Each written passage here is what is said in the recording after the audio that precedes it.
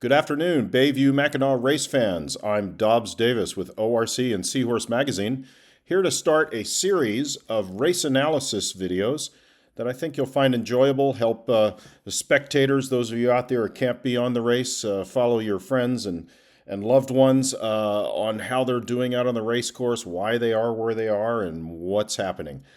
This show is sponsored by VanTol and Vitelli Insurance Group and LCS Record Retrieval. So we thank them for this opportunity to give you these stories about the 100th Bayview Mackinac Race supported by the National Fleet Services.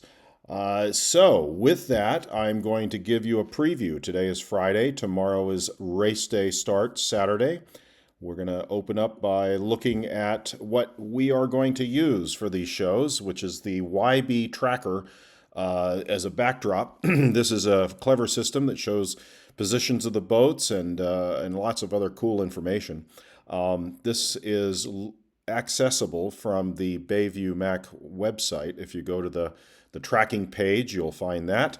But I wanted to just give you a quick overview of how this works for those that haven't seen this system. There's lots of features here. You can zoom in, for example, and we'll move this around. You can see the trackers are in the backs of cars and trailers and wherever else. A few of them are on the water. A few boats are heading up the St. Clair River to Port Huron, which is here. So this is what they're going to look like. I think with 332 boats, no, sorry, we're at 322 now. This is going to be quite crowded with the graphics. But basically they're going to be recognizable through colors, and I'll be able to walk you all through it. But as you put your cursor over each of these icons, you can see the boat name and what type of boat it is and what their speed is and who the owner is and the skipper and where their positions are and how much distance they have left to the finish line. So this is all quite clever. There's a few other cool things we're going to look at. These bars over on the left side will show the teams. Eventually, they'll have a leaderboard that will slide out as well. And then one of the more clever things I like, and I'll be using a lot of, is this weather overlay feature. So the Windy app will come up, and it will show through these clever graphics and vectors and colors what the wind is doing out on the course in the lake. So we're going to make a lot of use of this. First of all, just to give you a little overview of who's out there. Well, let's do this. Let's go see what the starting area looks like. So tomorrow, the slower boats in the fleet will start first. And this is their starting area chart from the sailing instructions, and it's all very defined. You can see by the bathymetry here, there's some shallow areas, so the big boats may have to pay attention to that later on. But this is the starting area. It's down to the south of these two buoys that mark the shipping channel that is in the approaches to the St. Clair River. So this is at the bottom of the lake. It's about four or 5 miles from the entrance to the river. So it's about an hour commute from the Black River at Port Huron Yacht Club, where all the boats are now, up to this starting area. Now, let's see. I think I had yeah, here we are.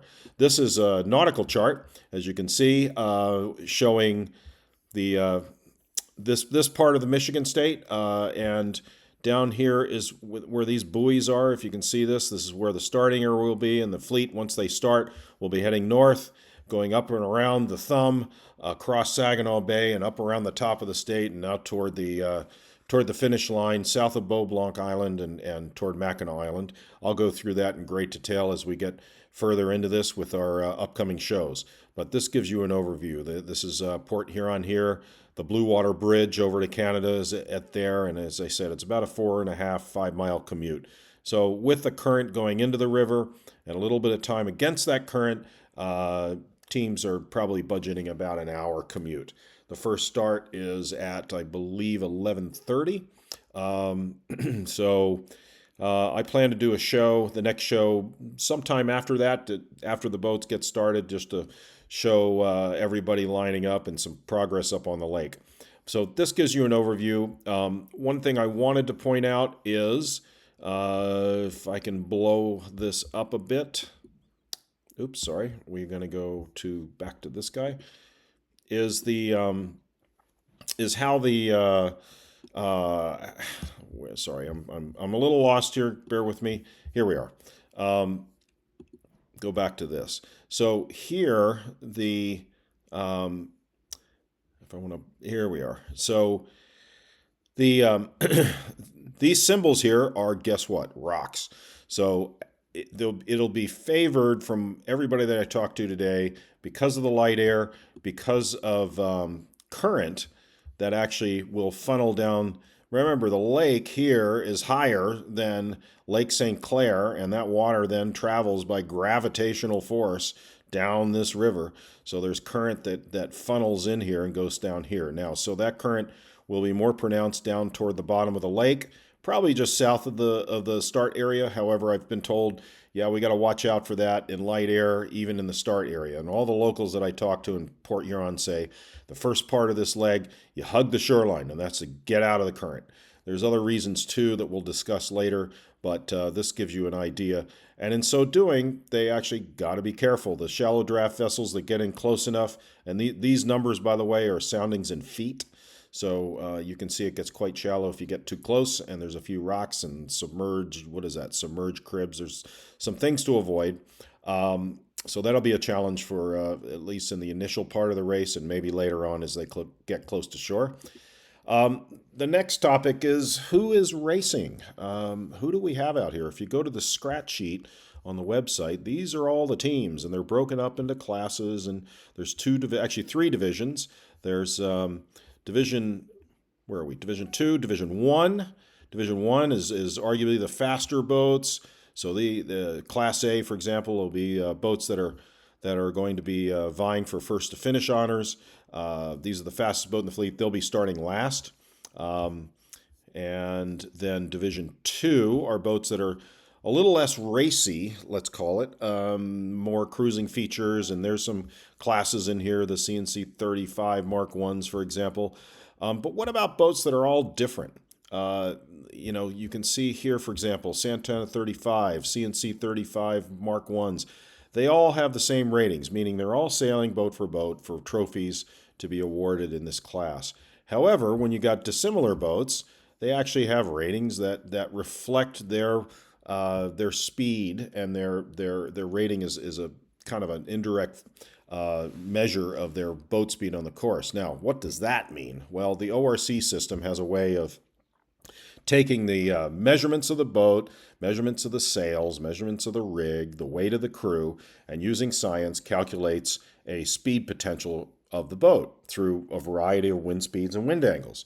Now, for the Bayview Mac course, they're sailing the shore course this year, they take that information and put it through this matrix of values. These are wind speeds from 6 to 16 knots and wind angles from directly upwind to directly downwind. And as you can see by the percentages, it's almost a balanced mix of wind angles from VMG upwind to VMG downwind, about 20% each. And then a mix, kind of a blended mix of wind speeds from light air at 6 knots to maxing out at 16 knots. If you take all this as a global average, this is, this model's based on an average wind speed of about 9.7 knots. So this was developed by the Mackinac Race Authority, the organizers of this race, on what a typical, quote, typical shore course race conditions would be through the long history of this race. This is what they reckon is about a good average. So the ratings that we see in the scratch sheets are a reflection of this. And this is in a time-on-time format, which simply means that you multiply these coefficients times that boat's elapsed time on the race course to get what's called their corrected time. And the boat that finishes with the lowest corrected time will win their class. So that's the basic math of it all. And I wanted to try to get that out of the way now. We'll be discussing it some in our other analyses.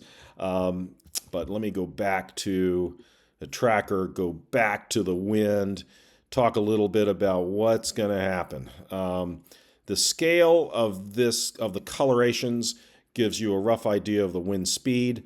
The blues here are low wind, light wind, 5 to 8 knots. And as the colors grade toward green, that's a little better, 10 to sometimes 15 knots. What's clever about this tool and this windy app is we can go forward in time. And so tomorrow at around in the afternoon, you can see this gives a picture of weather prediction on what's happening. Now, this is at 15:30. That's 3:30 in the afternoon.